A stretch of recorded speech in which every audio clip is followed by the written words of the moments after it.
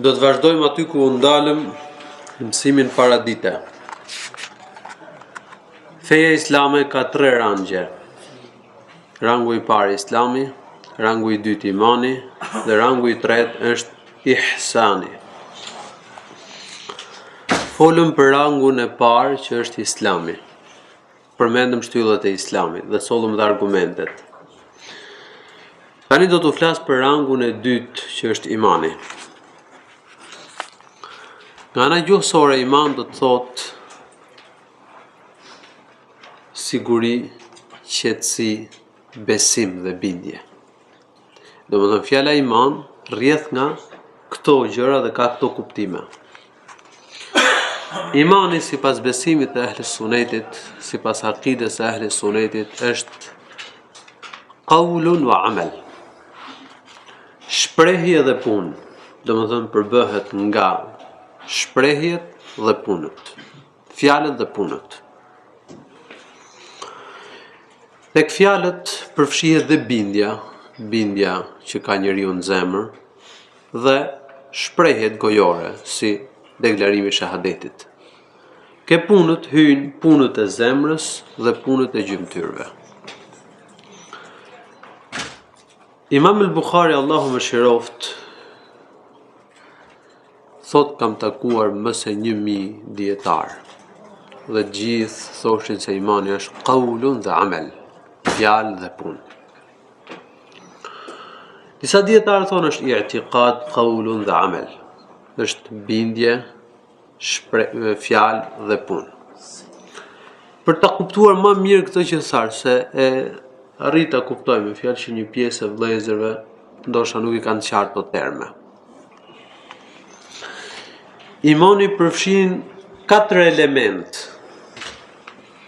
Elementi i parë është bindja në zemër. Kemi bindje se ka Zot, se ka melajke, Allahu ka zbrit librat, ka dërguar të dërguarit,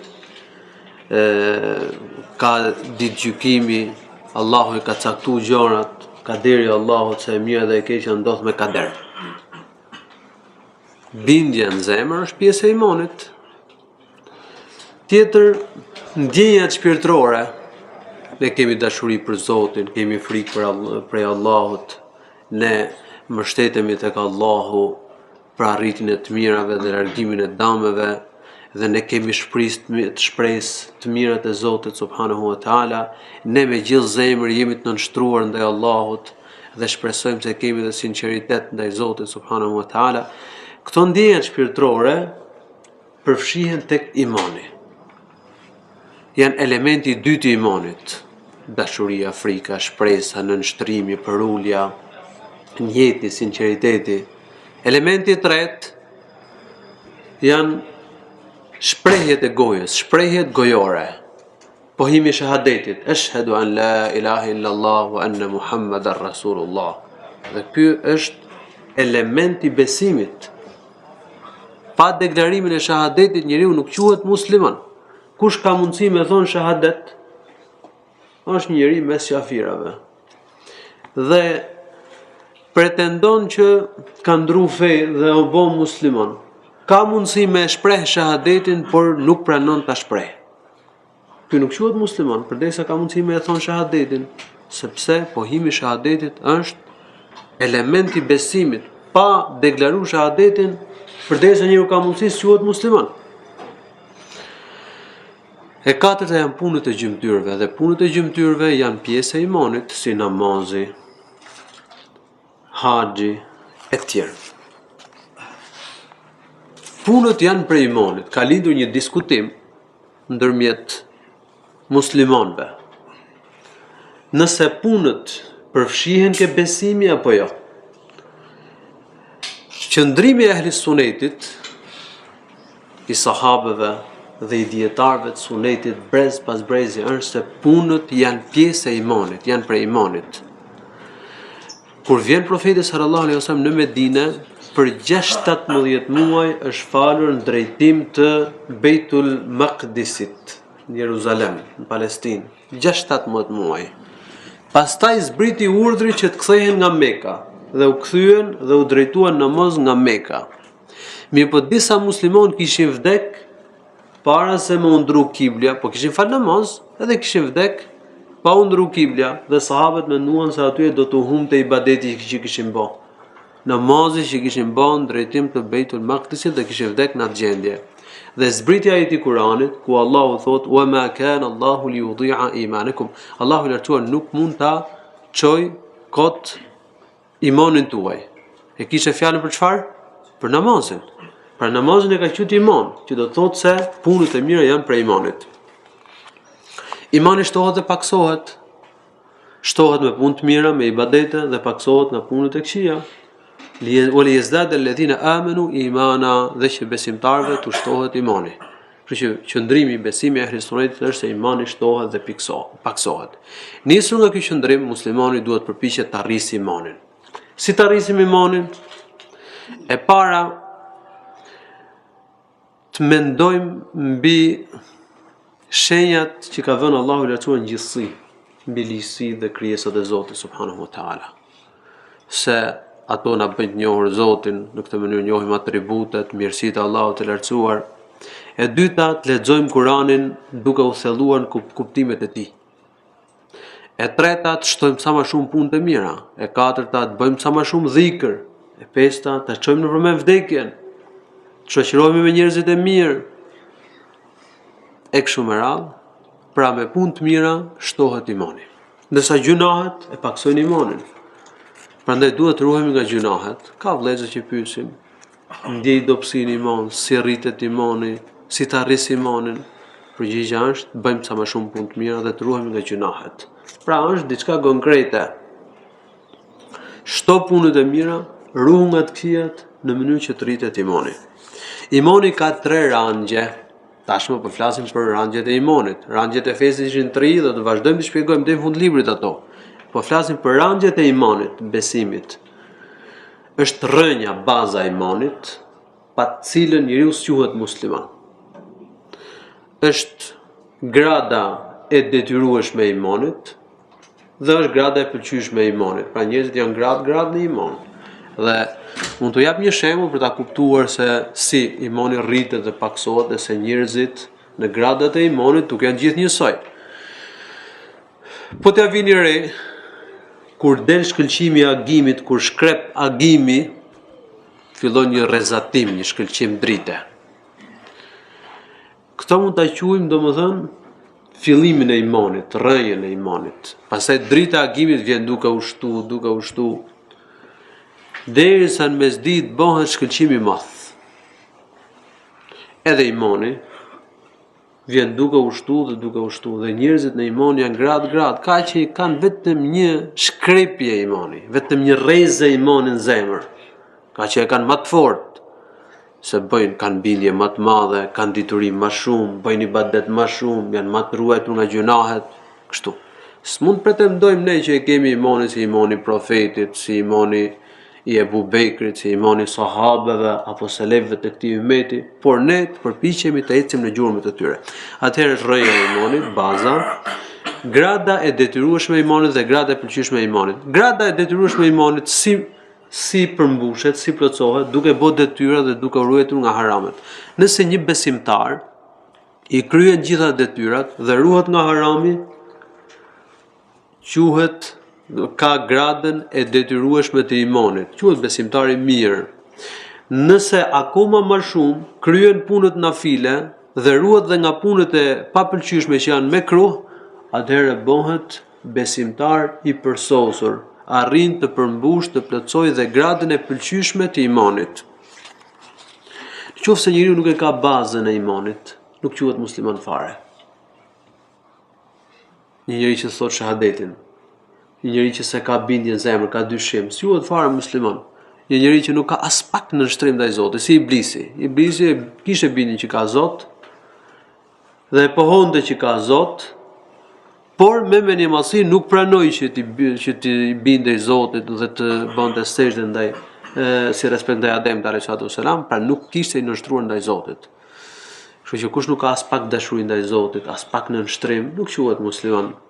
Kush nuk bën asnjë farë pune të mirë, përsëri nuk quhet musliman. Ndërsa nëse njeriu bën një farë ibadeti dhe i lej ibadetet e tjera nga dembelizmi, nga dëshira për dynjë, por jo duke I mohuar detyrat fetare, ky njeri quhet musliman, por është besimtar me mangësi, besimtar I dobët, gjunaqtar I madh, nëse le detyrat fetare me fjalë, dhe nuk është besimtar I mirë.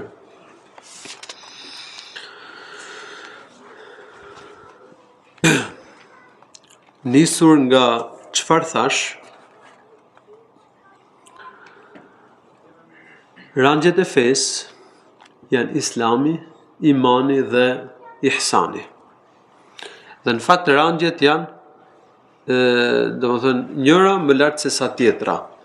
Ka njerëz që janë muslimon, por nuk janë besimtar të mirë. Ka njerëz që kanë arritur të bëhen besimtar, por nuk janë bërë besimtar të përsosur, nuk kanë arritur që ta bëjnë ibadetin në mënyrë të përsosur ndaj Allahut të lartësuar. Jo çdo njeri musliman është besimtar I mirë. Ndaj në hadithin e Xhibrilit, I cili do përmendet më pas, është përmendur fillimisht Islami, pastaj imani për kufizimin e imanit, pastaj në fund është përmendur ihsani, që është grada më e lartë, kur njeriu bëhet besimtar I përsosur, e kryen adhurimin ndaj Allahut të lartësuar në mënyrë të përsosur. Atëherë jo çdo musliman është besimtar I mirë. Dhe jo çdo mu'min, që është një gradë më e lartë se sa Islami, është besimtar I përsosur.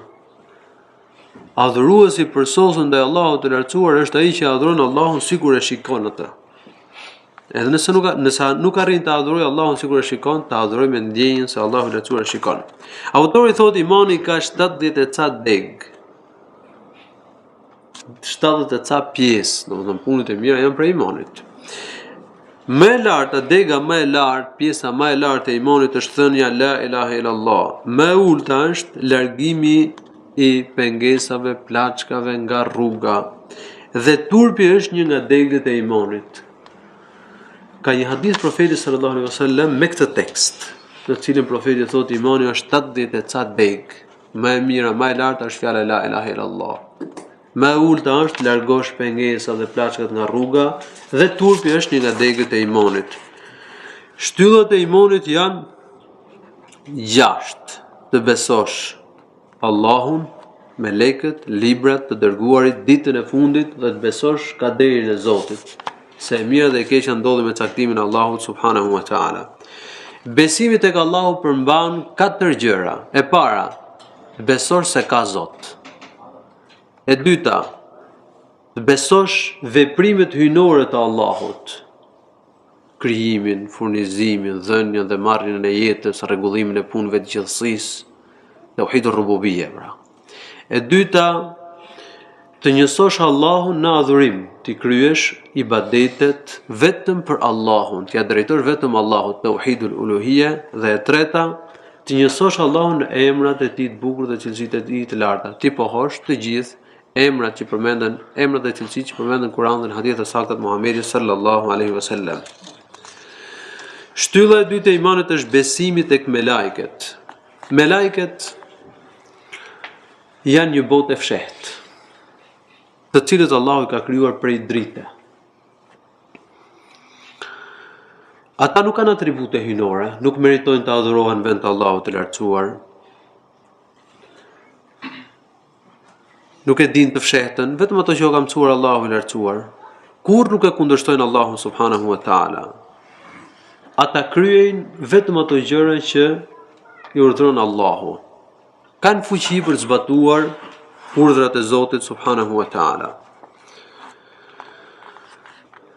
Besimi tek melekët e Allahut subhanahu wa taala përmban 4 gjëra. E para, të besojmë në ekzistencën e tyre. E dyta,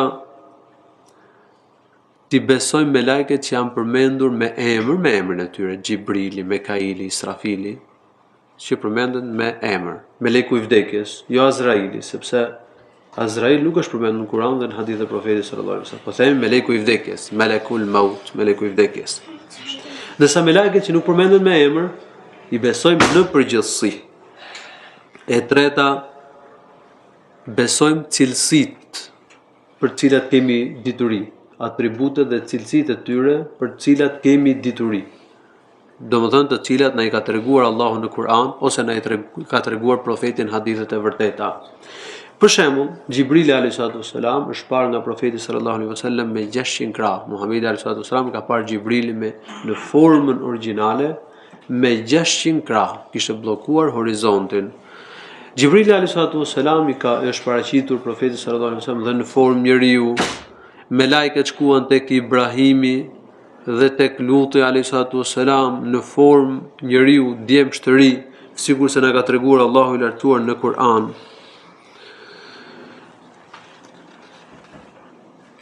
Atëherë e katërta është besojmë punët dhe funksionet e tyre.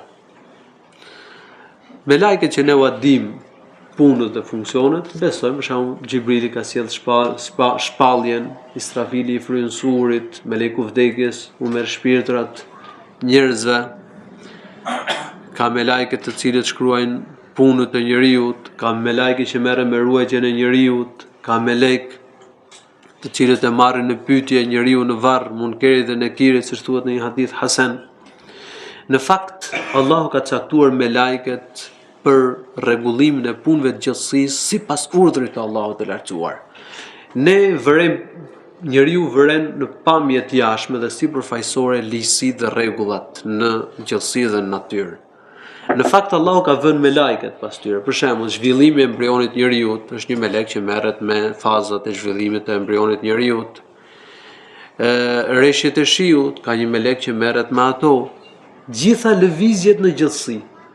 Pas tyre rregullave ligjësive, qafirat mendojnë domosdoshmë se ky rregull, këto ligjësi janë vënë rastësisht. Faktikisht ato i ka vënë Allahu ligjësitë në gjithësi. Një, e dyta, ka një botë fshehtë që është pas këtyre ligjësive, të cilët Allahu i lartësuar i ka ngarkuar me detyrën që të merren me këto punë në mënyrë të imtësishme, gjë të cilën e besojmë ne si musliman dhe nuk e besojnë qafirat, se ata njohin vetëm anën e jashtme dhe nuk e njohin të fshehtën.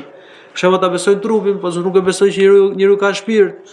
Ata i shohin, i kapin ligjësitë e gjithësisë, edhe ta shpjegojnë që funksionon kështu dhe kështu, ndërsa atë pjesën tjetër që është bota e fshehtë, që janë dhe me lajket, të cilët i ka caktuar Allahu i lartësuar, të merren me rregullimin e këtyre punëve, ligjësive të gjithësisë sipas urdhrit të Allahut të lartësuar, këtë pjesë për ata nuk e besojnë, por ne e besojmë se është fakt, na ka treguar Allahu në Kur'an dhe Muhamedi alayhi salatu wasalam në për hadithet e vërteta. Besimi tek librat e Allahut subhanahu wa taala. Besimi tek librat e Allahut të lartësuar përmban 4 gjëra. E para që janë vërtet të shpallur nga Allahu. Allahu ka zbritur profetëve. E dyta, librat që janë përmendur me emër, ti besojmë me emër. Kur'ani, Teurati që u shpall Musait, Injili që u shpall Isës alayhi salatu wassalam dhe Zeburi që Allahu i lartësuar ja shpalli Daudit alayhi salatu wassalam. Nësa librat që nuk janë përmendur me emër i besojmë në përgjithësi. E treta, besojmë lajmet e vërteta të këtyre librave, lajmet që na kanë ardhur në rrugë të sakta. Lajmet e Kuranit janë krejt sakta. Lajmet që na sillen hadithet vërtetat profetit sallallahu alaihi wasallam janë gjitha të vërteta dhe duhen besuar. Ndërsa profetët e mbarshëm, lajmet e tyre që na kanë ardhur në Kur'an dhe në hadithet e profetit sallallahu alaihi wasallam besohen. Ndërsa gjërat e tjera që vijnë në Teurat dhe në Injil, domethënë në Bibël, duhet parë. Në qoftë se diçka që përmendet atje është përmendur në Kur'an dhe në Sunet, duhet besuar. Nëse diçka që përmendet në ato libra bie ndesh me Kur'an dhe Sunetin, duhet mohuar. E nëse as nuk pohohet dhe as nuk mohohet, ne as nuk e pohojmë dhe as nuk e mohojmë, sikur se na tregon një hadith i profetit sallallahu alaihi wasallam. E katërta, të vëmë në zbatim legjislacionin që është në fuqi dhe që është legjislacioni i Kur'anit. Ndërsa legjislacionet e librave të mëparshëm janë abroguar nga Kur'ani. Ligjin e Kur'anit e pranojmë me nënshtrim dhe dorëzim dhe e pëlqejmë, se vetëm në këtë mënyrë njeriu arrin të bëhet besimtar i mirë. Të gjitha librat e mëparshëm, legjislacionet e mëparshëm janë abroguar me Kur'anin. Kur'ani është në fuqi. Besimi tek të dërguarit e Allahut. Besimi të dërguarit e Zotit janë njerëz. Allahu i lartësuar i ka dërguar të ftojë njerëzit në adhurimin e Allahut, jo vetëm pa i bërë shok atij. I dërguar i parë i Allahut të lartësuar për tek njerëzit është Nuhu alayhi salatu wassalam. Allahu i lartësuar në çdo popull ka çuar profet. Tu thot atyre adhuroni Allahun dhe largohuni nga taguti. Largohuni nga idhujt pra. Siç e thash, të dërguarit janë krijesa, nuk kanë atribute hyjnore, nuk meritojnë të adhurohen vend të Allahut të lartësuar. Ata kanë karakteristika njerëzore, kanë ngrënë, kanë pirë, janë martuar, i kanë prekur dhe smundjet, edhe kanë vujtur. Profeti sallallahu alaihi wasallam nuk e ka ditë fshehtën, dhe Allahu i lartësuar e ka urdhëruar në Kur'an që të thotë njerëzve wala a'lamul ghaib, dhe unë nuk e di të fshehtën. Kështu që nuk meriton profeti ynë të adhurojmë. Nuk lejohet që t'i veshim profetit Muhammed sallallahu alaihi wasallam atribute hyjnore. Besimi të dërguarit të Allahut përmban 4 element. Elementi i parë, mesazhi i tyre është hak, është nga Allahu i lartësuar. Dyta, t'i besojmë të dërguarit që përmenden me emër, si Muhamedi alayhi salatu wasalam, Ibrahimi e tjerë. Ndërsa të dërguarit që nuk përmenden me emër, i besojmë përgjithësi. Kush mohon një profet, ose këtë mohuar të gjithë profetët. Ndaj Allahu i lartësuar thot për popullin e Nuhut, kadzabat qaumu Nuhin al-mursalin. Populli i Nuhut i mohuan profetët. Se kush mohon një profet, është si të ketë mohuar të gjithë profetët. Elementi i tretë, të besojmë lajmet e tyre të cilat na janë sjellë në mënyrë të vërtetë, lajmet e vërteta të tyre. Dhe lajmet e vërteta njihen vetëm se nëpërmjet Kuranit dhe haditheve të saktë Muhamedit sallallahu alaihi wasallam. E katërta, të zbatojmë shariatin e Muhamedit sallallahu alaihi wasallam, të dërguarit tonë. Besimi në ditën e fundit, el-yawmul akhir. El-yawmul akhir përkthehet në shqip dita e fundit. Pse është quajtur dita e fundit? Sepse nuk ka ditë tjetër më pas saj.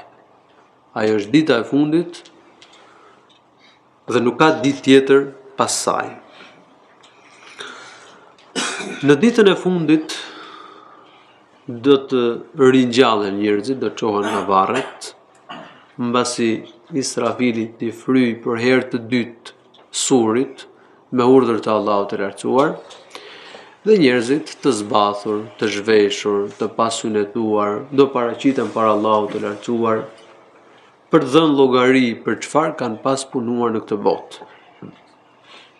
Pas llogarisë do marrin librat, pastaj do peshohen punët e tyre në peshore, dhe më pas njerëzit do shkojnë ose në xhenet, ose në zjarrin e xhehenemit. Përfundimi i njerëzve do jetë ose në xhenet, ose në zjarrin e xhehenemit.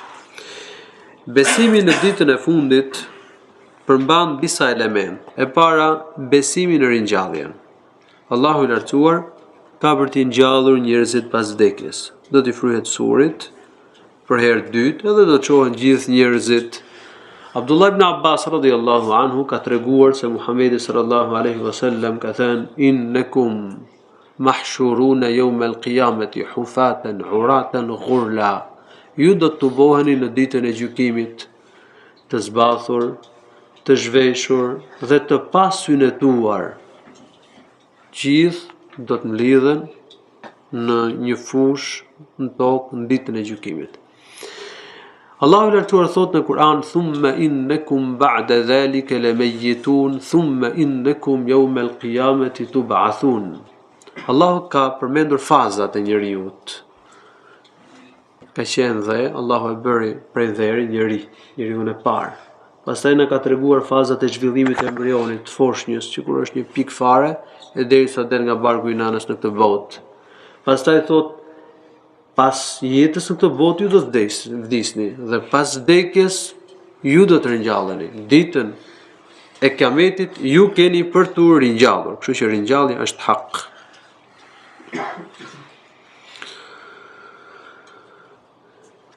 Elementi i dytë që përmban besimin në ditën e fundit, se ka llogari dhe shpërblim.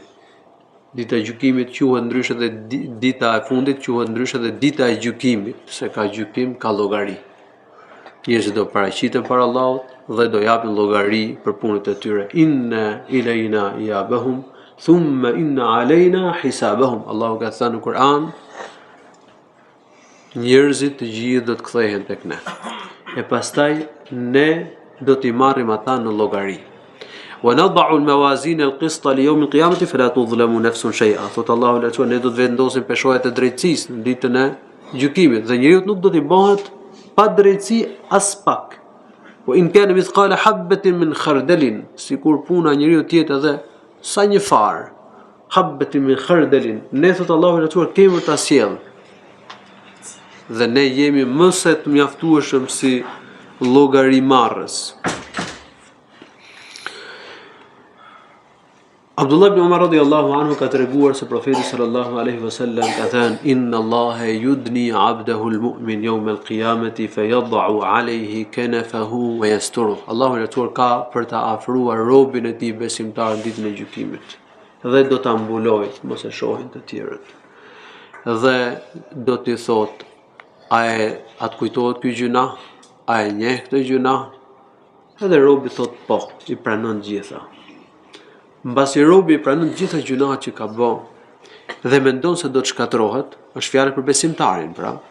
Allahu i lartësuar i thot: "Ana satartuha alayka fi dunya wa ana aghfiruha laka al-yawm fa yu'ta sahifata hasanati." I thot Allahu i lartësuar, unë ti kam mbuluar gjunahet në dynjë, nuk të kam turpëruar në dynjë, dhe unë do t'i fal ato ty sot. Edhe pastaj jep librin e të mirave. Ndërsa qafirit dhe munafikut thuhet për ta, haula alladhina kadhabu ala rabbihim ala la'natullahi ala adh-dhalimin. Këta janë ata të cilët kanë gënjur ndaj Zotit të tyre, kanë shpifur. Mallkimi i Allahut të lartësuar qoftë ndaj zullumçarëve. Elementi i tretë është besimi ke xheneti dhe ke xhehenemi. Xheneti është vendi që Allahu i lartësuar ka përgatitur për besimtarët. Në të ka gjëra që kënaqësi, mirësi, begati që si ka parë ndonjëherë syri. S'ka dëgjuar për to ndonjëherë veshën njeriu dhe nuk i kanë rënë ndonjëherë njeriu në mendje. Fala ta'lamu nafsun ma ukhfiya lahum min qurrati a'yunin jazaan bima kanu ya'malun. Ka thënë Muhamedi alayhi salatu wasalam në hadith të saktë, Allahu i lartësuar ka thënë, kam përgatitur për robërit e mi të mirë gjëra që nuk i ka parë ndonjëherë syri, s'ka dëgjuar për to ndonjëherë veshje dhe nuk i kanë rënë ndonjëherë njeriu në përmend. Edhe pastaj ka lexuar ajetin e Kur'anit, askush, asnjë njeri nuk i di të mirat që Allahu i lartësuar i ka rezervuar, i ka fshehur për ta, si shpërblim i punëve që kanë bërë. Dërsa zjarri i xhehenemit është vendi që Allahu i lartësuar ka përgatitur për qafirat. Wattaqun nara allati u'iddat lil kafirin. Kijeni frikë zjarrin, ruhuni nga zjarri i xhehenemit i cili është përgatitur për qafirat. Zjarri i xhehenemit i ka 7 dyer, është shumë i thellë. Profeti sallallahu alaihi wasallam ka qenë duke ndenjur me shokët e tij dhe dëgohet zhurmë me një guri. Thot profeti sallallahu alaihi wasallam, ky gur ka rënë zjarrin e xhehenemit prej 70 viteve dhe tashmë ka arritur në fundin e tij. Zjarri i xhehenemit ka 70.000 frerë. Dhe çdo frerë tërhiqet ditën e gjykimit nga 70.000 melajke. Në mënyrë që të mos i kollaborojnë, mos i përpi njerëzit në ditën e gjykimit. Zjarri i xhehenemit është shkallë dhe zjarri i xhehenemit është 70 herë më i fortë se sa zjarri në këtë botë, siç ka thënë profeti sallallahu alajhi wasallam në hadith të vërtetë. Njeriu që ka dënimin më të lehtë në zjarrin e xhehenemit është një njeri që do t'i vihen opinga ose sandale prej zjarri në këmbë, ose do të ketë thëngjij zjarri në këmbë, do të jetë në një zjarr të cekët dhe i ke kyçet e këmbëve, ka transmetime ndryshme, nuk po përmend të trija. Dhe do t'i zinë trunt, do t'i zi koka. Mendon që ka dënime më të rëndë, po në fakt ky njeri do të ketë dënim më të lehtë në zjarrin e xhehenemit. Janë edhe disa gjëra tjera të cilat kanë lidhje me besimin në ditën e fundit. Janë ca gjëra që ndodhin njeriu pas vdekjes. Siç është sprova e varrit, njeriu pyetet në varr, do të pyetet kush është Zoti yt, cila është feja jote dhe kush është profeti yt. Dënimi i varrit dhe begatia në varr. Profeti sallallahu alaihi wasallam ka thënë: "Laula alla tatadafanu da'awtu Allah yusmi'akum min 'adhabi al-qabr ma asma'." Sigur të mos kisha frikën se ju nuk do ta varrosit njëri tjetrin, do t'i lutesh Allahut të lartësuar që të dëgjonit dënimin e varrit. Ashtu siç e dëgjoj dhe unë.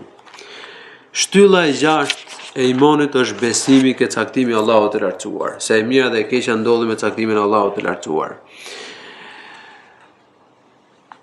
Besimi në kaderin e Zotit, në caktimin e Allahut, ka 4 rangje. E para, të besor se Allahu i lartësuar ka përfshirë gjithçka me dijen e tij. Ai ka ditur gjërat para se të bëhen, para se të krijohen, para se të ndodhin.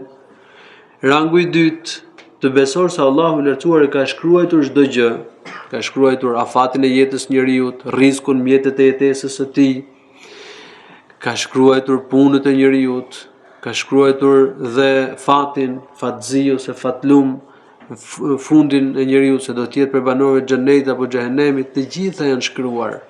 Ka thënë Allahu i lartësuar në Kur'an: "Alam ta'lam anna Allah ya'lamu ma fi as-sama'i wal ard, inna dhalika fi kitab, inna dhalika 'ala Allah yasir." A nuk e di ti se Allahu i lartësuar di çdo gjë në qiell dhe në tokë, të gjitha këto janë të shënuara në libër dhe e gjithë kjo është e lehtë për Allahun e lartësuar.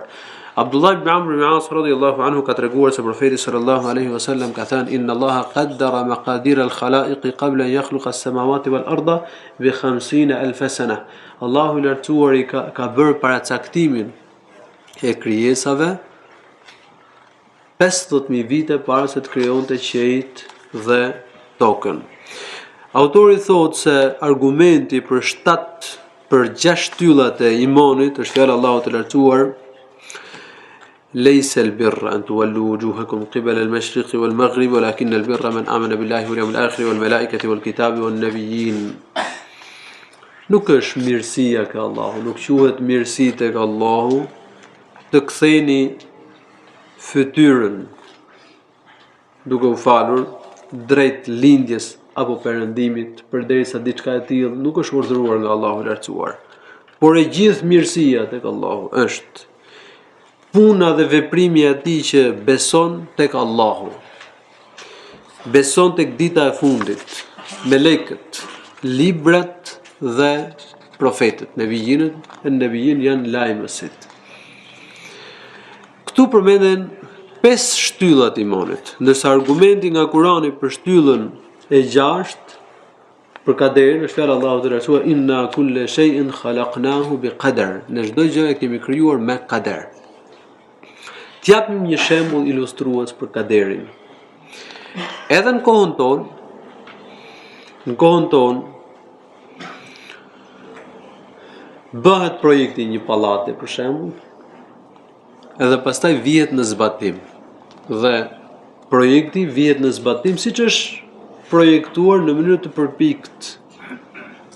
Përderisa njeriu ka mundësi dhe ka aftësi që të bëjë një projekt në letër, edhe pastaj ta vëjë në zbatim projektin ashtu siç e ka bërë, atëherë si mos e pranoj logjika se Zoti i Madh, i cili di çdo gjë dhe ka fuqi për gjithçka, e ka paracaktuar gjithësinë, edhe pastaj i ka vënë gjërat në zbatim ashtu siç i ka pas paracaktuar. Por unë përmenda juve 2 rangje të kaderit, përmenda dijen, përmenda dhe shkrimin. Përmendim dhe 2 rangjet e tjera, se kaderi ka 4 rangje. Rangu i tretë është dëshira. Çdo gjë ndodh me vullnetin e Zotit. S'ka gjë që ndodh pa vullnetin e Allahut. Wa rabbuka yakhluqu ma yasha'u wa yakhtar. Zoti yt krijon çfarë të dëshirojë dhe ai zgjedh, ai bën përzgjedhjen. Kështu që çdo gjë ndodh me dëshirën, me vullnetin e Allahut. Dhe rangu i 4 është krijimi. Allahu është krijuesi i gjithësisë, nuk ka gjë që s'ka krijuar Allahu. Ka thënë Allahu i lartësuar në Kur'an: "Allahu khaliqu kulli shay." Allahu i lartësuar është krijuesi i gjithçkaje. Rangu i tretë i fesë është ihsani. Ihsan do të thotë përsosje. Muhsin quhet një adhurues i përsosur, një njeri që e adhuron Allahun subhanahu wa taala në mënyrë të përsosur. Profeti sallallahu alaihi wasallam në përkufizimin e ihsanit ka thënë en ta'budallaha ka'annaka tarah, fa in lam takun tarahu fa innahu yarak. Ta adhurosh Allahun sikur e shikon atë. Nëse ti nuk arrin të adhurosh Allahun sikur e shikon atë, të adhurosh me ndjenjën se Allahu i lartësuar të shikon ty. Si ta kuptojmë këtë? Se ne kemi dëgjuar këtë hadith, e kemi lexuar dhe e ngjojmë shpesh. Si ta kuptojmë dhe si ta arrijë njeriu që të bëhet një adhurues i përsosur ndaj Allahut subhanahu wa taala? Ihsani ka 2 grada. Grada e parë është të adhurosh Allahun sikur e shikon. Grada e dytë, që është nën gradën e parë, nëse nuk arrin të adhurosh Allahun sikur e shikon, atëherë të adhurosh me ndjenjën se Allahu të shikon ty, ai të mbikëqyr. Le të flasim për gradën e parë. Grada e parë do të thotë që të adhurosh Allahun e lartësuar me përmallim dhe dashuri.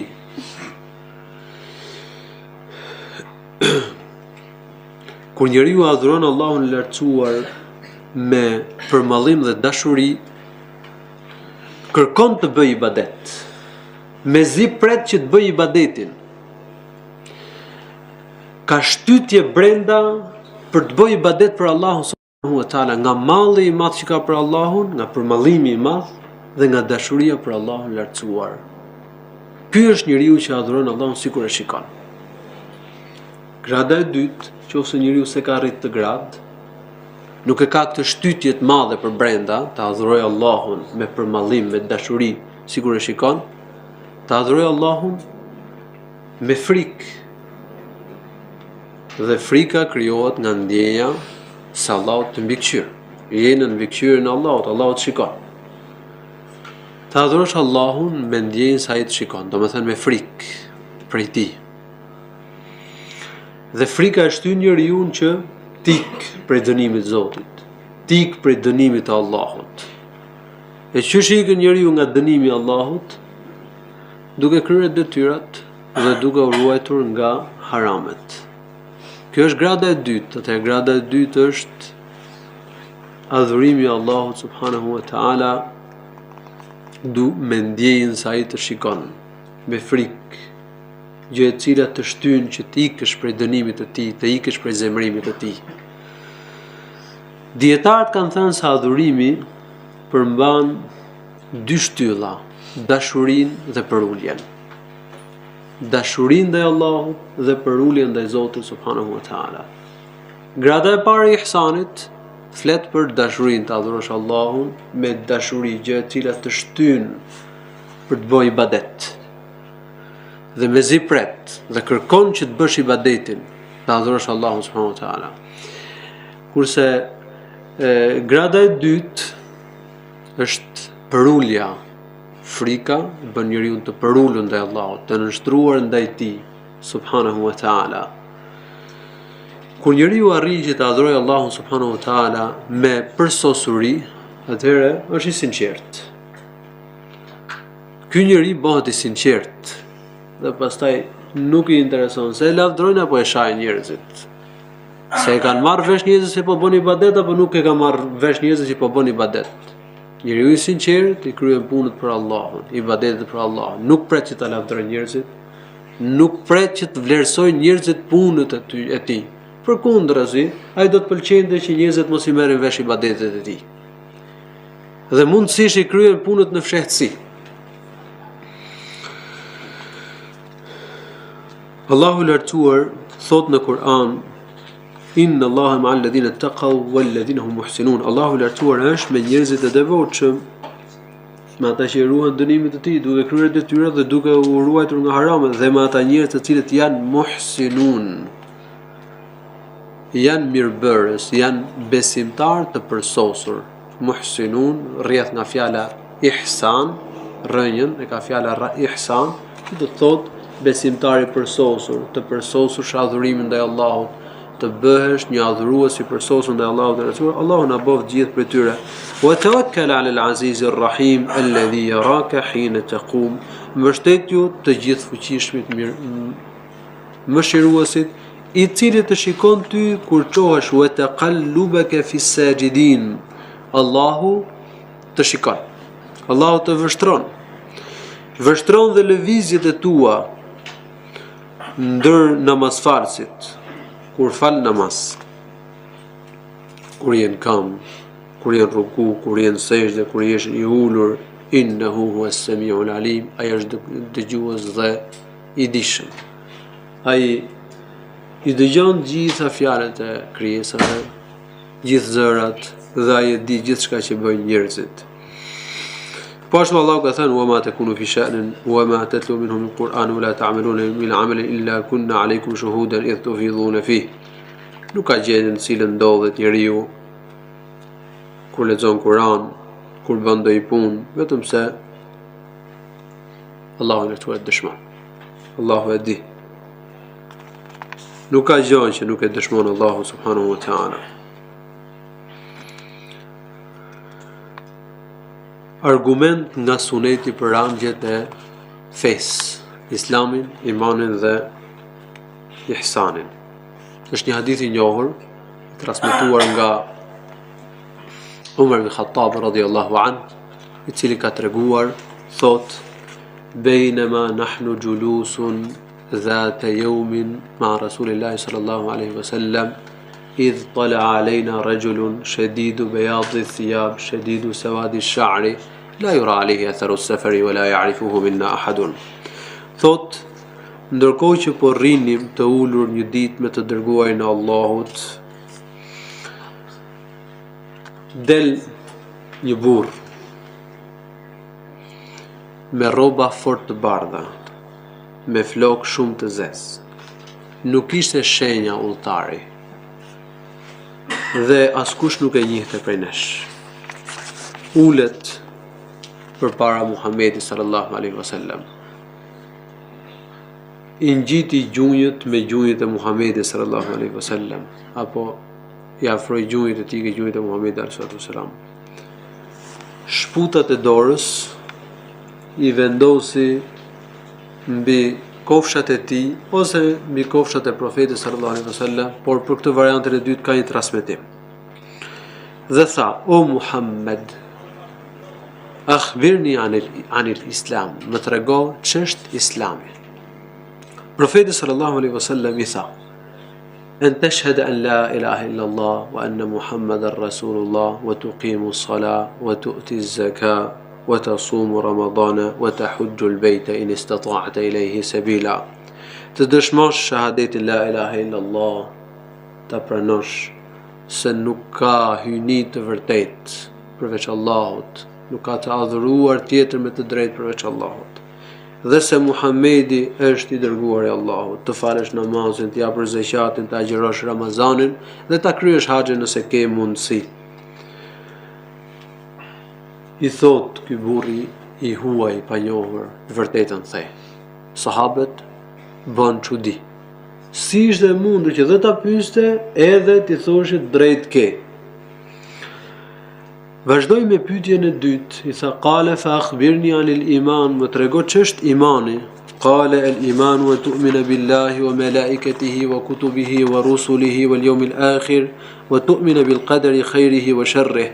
Të besosh Allahun. Imani është ta profetit, besosh Allahun, melekët e tij, librat e tij, të dërguarit e tij, ditën e fundit, të besosh kaderin, se e mira dhe e keqja ndodhin me paracaktimin e Allahut të lartësuar. I tha: "Të vërtetën the." Pastaj bori pyetjen e tretë: "Fa akhbirni anil ihsan", më trego ç'është ihsani. Qala an ta'budu Allaha ka'annaka tarah. Profeti thot: "Ta adhurosh Allahun sikur e shikon. Fa in lam takun tarahu fa innahu yarak." Nëse nuk arrin ta adhurosh Allahun sikur e shikon atë, ta adhurosh me ndjenjen se ai të shikon ty. Ihsani do të thotë të përsosësh adhurimin. E kuptoni fjalën përsosje? Po. Të bësh adhurim përsosur për Allahun. Bëhesh një adhurues i përsosur për Allahun. Kështu e përkthem fjalën ihsan. Qala fa akhbirni an as-sa'a. Më trego kur do bëhet kiameti. Qala mal mas'ulu anha bi'alama min as-sa'il. Sa i pyeturi nuk e di këtë gjë më mirë se sa pyetsi. Qala fa akhbirni an amaratiha, më trego shenjat e kiametit. Qala an talida al-amatu rabbataha, tha kur të lind robresha zonjën e saj. Janë bërë disa shpjegime. I pari, hadithi flet për kundërshtimin e prindërve. Fëmijët do kundërshtojnë prindërit. E dyta, hadithi flet për kohën kur do bëheshin shumë çlirime, do ziheshin robresha dhe pronarët që do bashkëtohen me këto robresha do kishin fëmijë, këta fëmijë pastaj do bëheshin mbretër, edhe këto robreshat pastaj do të ishin në pozitat e nënat e këtyre fëmijëve, pastaj do të ishin në pozitën e robreshës kundrejt këtyre fëmijëve të tyre të cilët bëhen mbretër.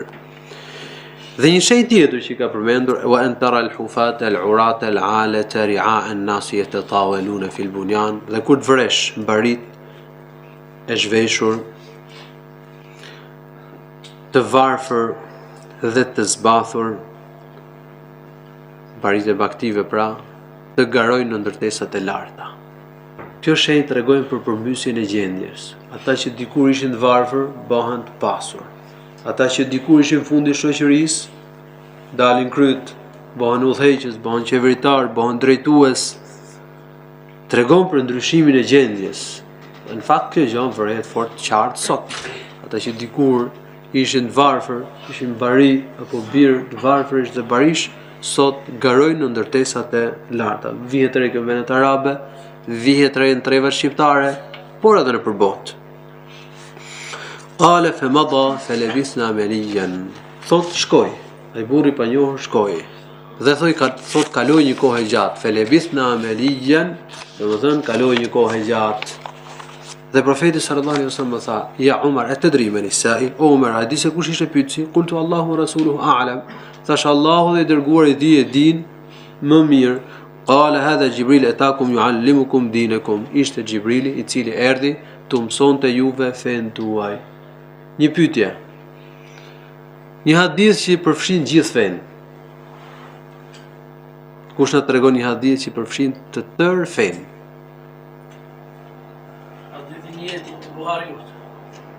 Jo. Allah shpëleft. Tamam. Kalojmë ke themeli i tretë i fesë. Themeli i parë kush është? Parimi i parë. Njohja e Allahut. Njohja e Allahut. I dyti? Njohja e Islamit. Njohja e fesë Islam me argumente. I treti? Njohja e pejgamberit. Njohja e profetit Muhammed alayhi salatu wassalam. Njohja e profetit Muhammed alayhi salatu wassalam përmban 5 gjëra. E para të njohim nesebin e tij, përjardhjen. Është njeriu me përjardhjen më të lartë, më të fisme, Muhammed ibn Abdullah, ibn Abdul Muttalib, ibn Hashim. Është emri i tij Muhammed, emri i babait të tij Abdullah, i gjyshit të tij Abdul Muttalib dhe i së gjyshit Hashim. Dhe pastaj vazhdojnë kështu deri tek Adnani. Adnani do të thonë stërgjysh pas stërgjyshi rrjedh nga Ismaili dhe Ismaili është biri i Ibrahimit alayhi salatu wassalam. Profeti Muhammed alayhi salatu wassalam rrjedh nga Ibrahimi alayhi salatu wassalam. Paraardhësit e tij kanë qenë gjithë të ndershëm dhe të pastër, ka një përjardhje të fisme, të pastër, të lartë, sallallahu, si nga ana e nanës edhe nga ana e babës. E dyta, të njohim moshën e profetit sallallahu alaihi wasallam, vendin e lindjes së tij dhe hijretin e profetit sallallahu alaihi, vendin ku bëri hijret. Profeti sallallahu alaihi wasallam ka lindur në Mekë. Ka bërë hijret dhe është vendosur në Medinë. Ka jetuar gjithsej sipas viteve të kalendarit hënor 63 vite. Sallallahu alaihi wasallam. Sipas erës re, i bie në vitin 570. Të ketë lindur profeti sallallahu alaihi wasallam në vitin 570. Jeta profetike profeti sallallahu alaihi wasallam mori mesazhet e para hyjnore në moshën 40 vjeçare. Në moshën 40 vjeçare u bë i dërguar. Dhe vazhdoi të thirrte njerëzit si i dërguar i Allahut derisa vdiq. Jeta profetike zgjati 23 vite. 13 vite në Mekë dhe 10 vite në Medinë. Ka ndruar jetë në muajin Rabiul Awwal në vitin e 11 të Hijretit sallallahu alaihi wasallam. Allahu lartuar e bëri profet dhe ky është elementi i katërt. Allahu lartuar e bëri nebi. Nebi do thot lajmës, ose lajmtar. Me fjalën Iqra bismi rabbika alladhi khalaq. Lexo me emrin e Zotit tënd, i cili ka krijuar gjithçka. Khalaqal insana min alaq. E ka krijuar njeriu nga një cop gjaku e mpiksur. Iqra wa rabbukal akram. Lexo dhe Zoti yt është më bujari. Alladhi allama bil qalam, i cili e ka mësuar njeriu të shkruaj me penë. Allama al insana ma lam ya'lam. I ka mësuar njeriu çfarë nuk e ka ditur. Këto ajete janë ajetet e para që u shpall Muhamedi sallallahu alaihi wasallam kur ishte në shpellën Hira. Në këtë moment profeti sallallahu alaihi wasallam u bë nebi, lajmës. Pak më pas, diçka më pas, i vjen Xhibrili alayhi salatu wasalam, ndërkohë që profeti ishte i mbështjellë në shtëpinë e tij dhe i përcolli ajetet e para të surës Muddathir. Ya ayyuhal muddathir, qum fa anzir wa rabbaka fakabbir wa thiyabaka fatahhir. O ti i mbuluar, qohu dhe paralajmëroj njerëzit nga shirku që sjell si pasojë dënimin e Allahut të lartësuar. Qum fa anzir. Thirr njerëzit tauhid dhe paralajmëroj nga shirku. Qum fa anzir wa rabbaka fakabbir. Dhe Zotin tënd madhëroj me tauhid, duke adhuruar vetëm, duke adhuruar vetëm atë. Wa rabbaka fakabbir wa thiyabaka fatahhir. Dhe rrobat tuaja pastroj, domethënë pastroj punët e tua nga shirku. War rujza fahjur. Dhe qëndro larg idhujve. Me këto ajetet e para të surës Muddathir, Muhamedi alayhi salatu bëhet i dërguar i Allahut. Po cili është ndryshimi mes nebijit dhe rasulit? Se ka ndryshim mes tyre. Mes nebijit dhe rasulit, kush është ndryshimi? Profeti ynë është edhe rasul edhe nebi.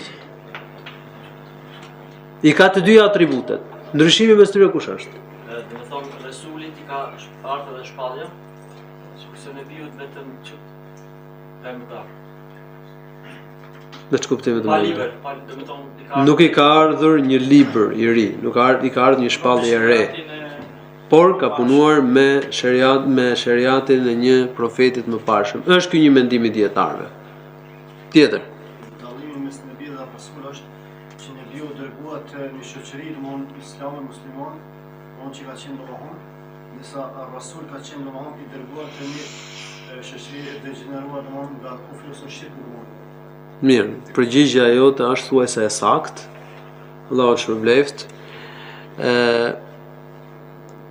Nebiji, lajmtari, dërgohet nga Allahu i lartësuar tek një popull muslimon mbështetës për krahas, që e gjojnë dhe e pranojnë si lajmtar. Ndërsa Resuli dërgohet ke një popull kundërshtar, cilët nuk e pranojnë. Se ka edhe profetë cilët kanë punuar, ka Resul, për shembull, siç ka qenë Jusufi, që ka punuar me shariatin e Jakubit dhe të profetëve para tij. Tamam? Ndërsa po të vërejmë, kjo është një karakteristike të dërguarve. Janë dërguar ke kundërshtarët. Nuhu alayhis salam ke popull kundërshtar, Ibrahimi ke kundërshtarët, Musa i ke kundërshtarët, Isa alayhis salam ka qenë ke një popull kundërshtar që nuk e pranuan, hebrejt nuk e pranuan si profet Allahu të lartësuar. Muhamedi alayhis salam gjithashtu ke një popull kundërshtar.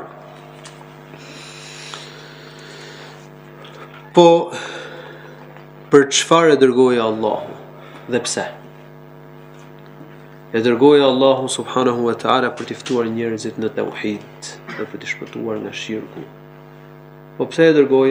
Pra Allahu i lartësuar e dërgoi me misionin që të ftonte njerëzit në tauhid. Dhe arsyeja pse e dërgoi Allahu i lartësuar pra është Allahu i lartësuar e dërgoi si mëshirë për gjithë botën. U dërgua pra me misionin për të ftuar njerëzit në tauhid dhe profeti alaihi wasallam është mëshirë për gjithë botën.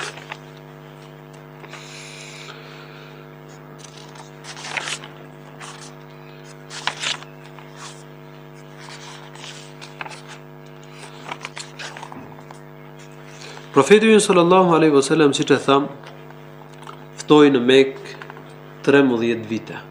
Nga vitet e fundit të qëndrimit në Mekë, profeti sallallahu alaihi wasallam ka bërë një udhtim të mrekullueshëm që quhet Israja dhe Miraxhi. Është njitur për në qiellin e lartë dhe është njitur mbi qiellin e 7, ka bashkëbiseduar me Allahun subhanahu wa taala. Allahu i lartësuar i bëri detyrë 5 namazet në udhtimin e Miraxhit. I bëri detyrë 5 namazet. Profeti sallallahu alaihi wasallam është falur për një farë kohë në Mekë dhe më pas ka bërë hijret dhe është falur bashkë me muslimanët në Medinë. Profeti sallallahu alaihi wasallam mori urdhër për të bërë hijret në Medinë. Po ç'është hijreti? Hijreti është përngulja nga vendi i shirkut i kufrit për në vendin e Islamit, vendin Islam.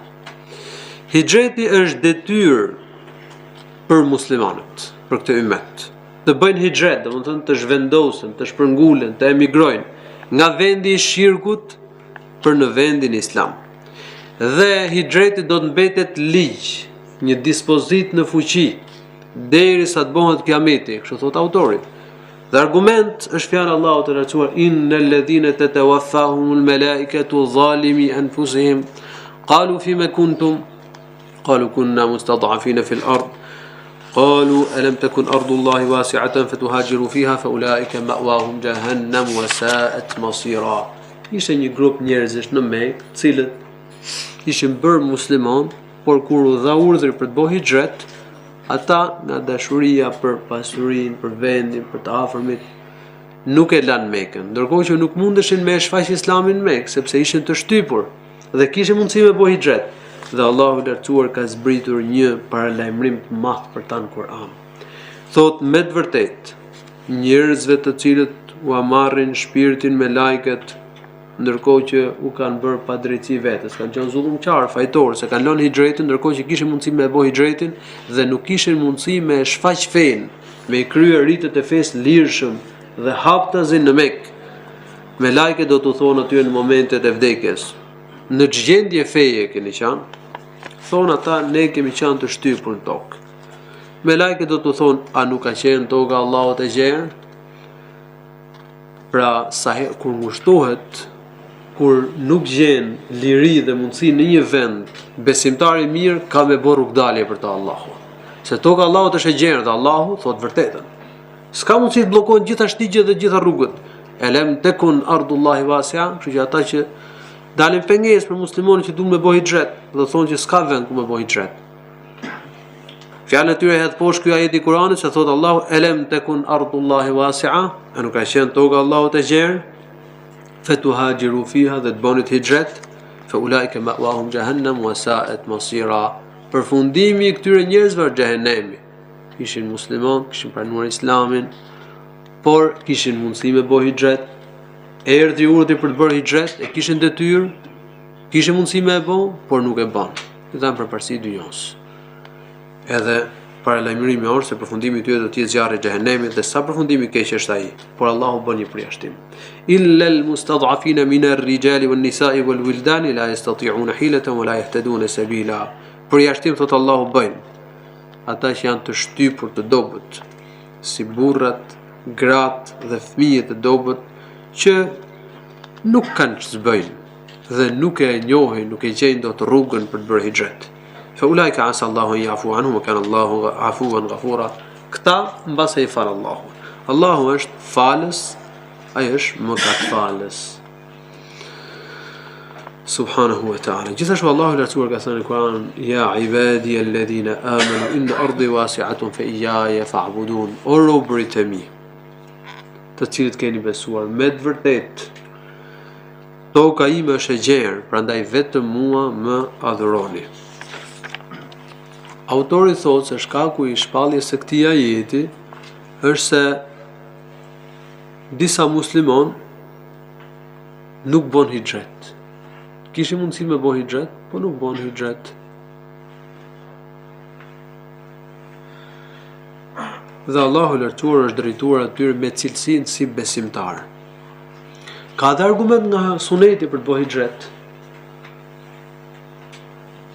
Profeti sallallahu alaihi wasallam ka thënë la tanqati'u al-hijratu hatta tanqati'a at-tawba, nuk ka për të ndërprer hijreti derisa të ndërpritet tawbja, wala tanqati'u at-tawbatu hatta tatlu'a ash-shamsu min maghribiha, dhe nuk do të ndërpritet tawbja, koha për të bërë tawba, derisa të lind dielli nga perëndimi i tij.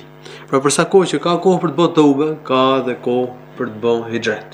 Nëse një musliman është i shtypur në një vend, nuk mundet me zbatu fenë, atëherë duhet me bërë hijret në një vend islam. Në fakt për të folur për rregullat e hijretit duhet një mësim vete. Edhe ju gjithë kemi nevojë që t'i njohim këto gjëra mirë, po sidomos ju që jetoni në perëndim. Por unë do të përmend një gjë. Nuk lejohet që muslimoni me nda mendjen me jetu gjithmonë vendet e qafirave.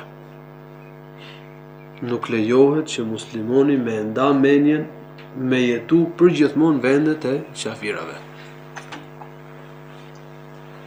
Se ka hadithe, ka argumente, ka ajete, ka hadithe të cilat bëjnë paralajmërim dhe tregojnë se çështja është mjaft serioze.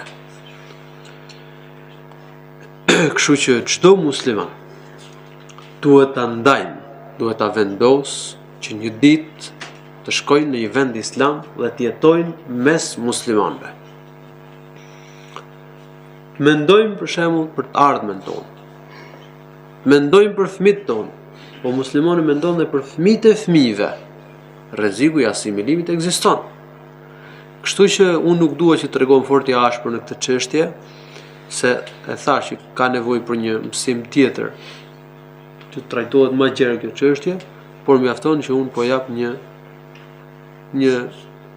rreze, po jap një këshill. Nuk lejohet që muslimanit ta ndajnë, ta vendosë që unë do jetoj këtu dhe jam rahat, jam mirë, gjitha kushtet e kreti kemi këtu, s'kam se me ik vend tjetër. Kjo nuk është e saktë. Secili duhet me vendosë që me shku në një vend islam.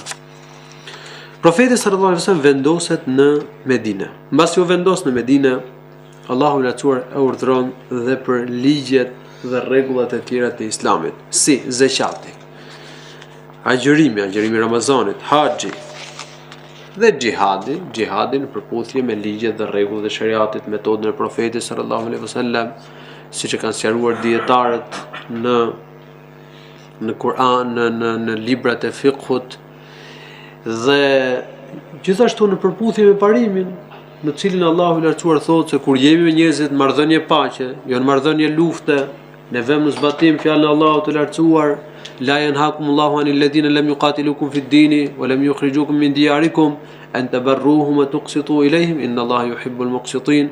Allahu i lartësuar nuk u ndalon që të bëni mirë dhe të mbani drejtësi me ata njerëz të cilët nuk ju luftojnë për shkak të fesë dhe nuk ju kanë dëbuar nga vendet tuaja. Pra nuk ka asnjë pengesë që ne të bëjmë mirë dhe ne të sillemi mirë me jo muslimanë, me qafirat me të cilët jemi në gjendje paqe. Gjithashtu profeti sallallahu alaihi wasallam urdhërua për thirrjen e ezanit, për urdhërim për të mirë, për ndalimin nga e keqja, dhe të gjitha këto janë ligje apo rregullat e islamit. Për 10 vite profeti sallallahu alaihi wasallam themelon shtetin islam dhe u përcolli njerëzve duke dhënë dhe shembullin e tij, ligjet, normat dhe rregullat e islamit sallallahu alaihi wasallam.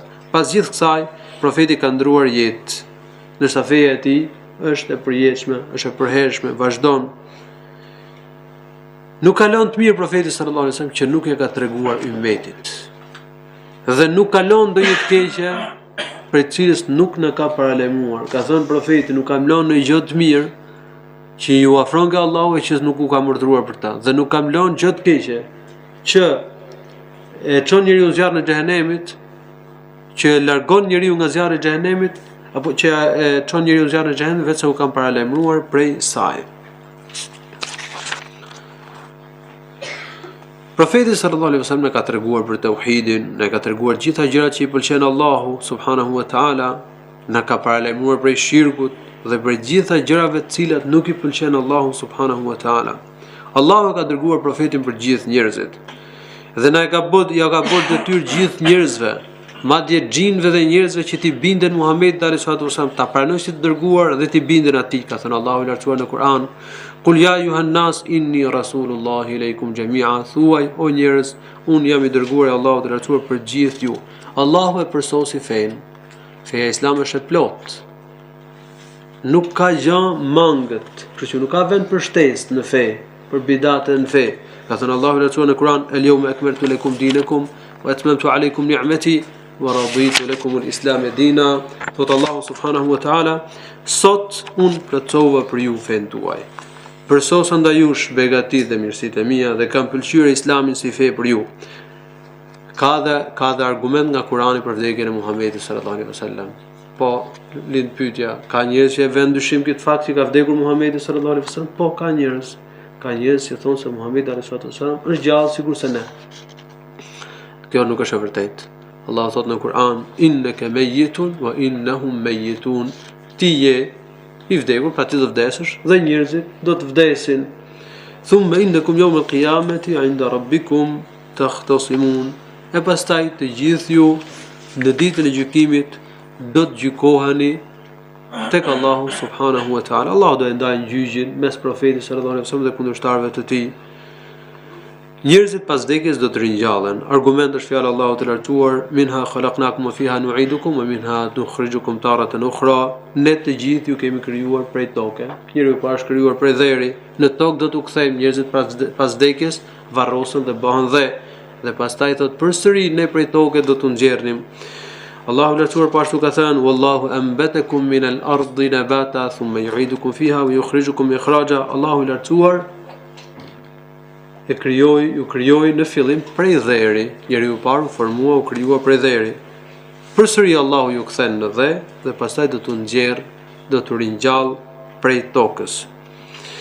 Pas ringjalljes njerëzit do të merren llogari dhe do të shpërblehen për punët e tyre. Allahu lartësuar ka thënë: "Liyerzi alladhina asa'u bima 'amilu wa yerzi alladhina ahsanu bil husna."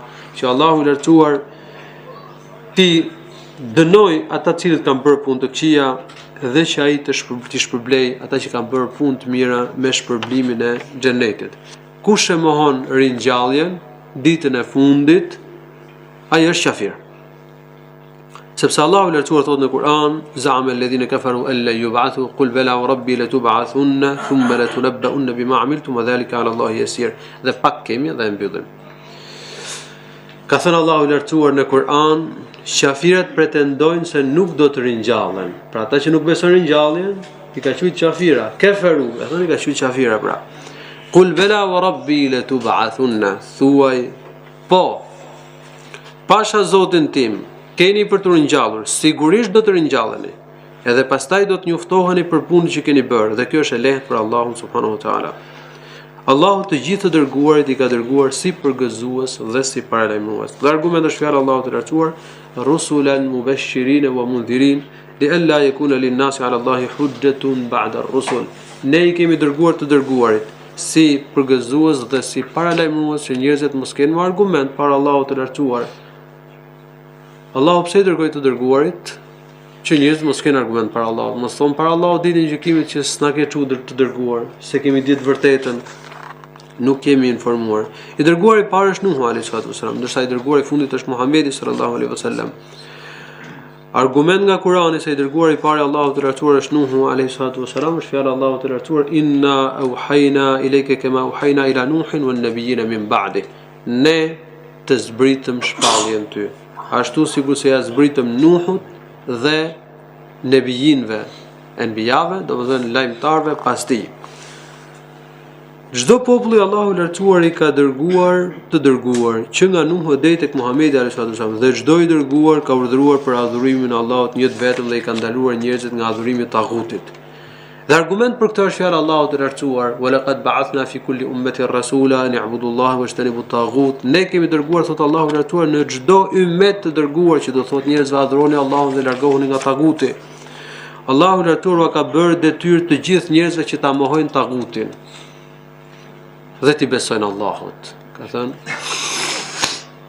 thënë Allahu subhanahu wa ta'ala në Kur'an: "Faman yu'min billahi wa yakfur bit-taghuti faqad istamsaka bil-'urwati al-wuthqa." Kush i beson Allahut dhe mohon tagutin, ai është kapur për lidhjen më të fortë. Ibn al-Qayyim ka thënë: "At-taghutu kullu ma tajawaza bihi al-'abdu haddahu min matbu'in aw min ma'budin aw matbu'in aw muta'a." Tagut, çdo thot tagut, çfarë kuptimi ka fjala tagut? Kush janë tagutat? Ibn al-Qayyim Allahu më shërof thot taguti është çdo gjë ndaj të cilës njeriu të i kalon kufirin. E tepron, të i kalon kufirin.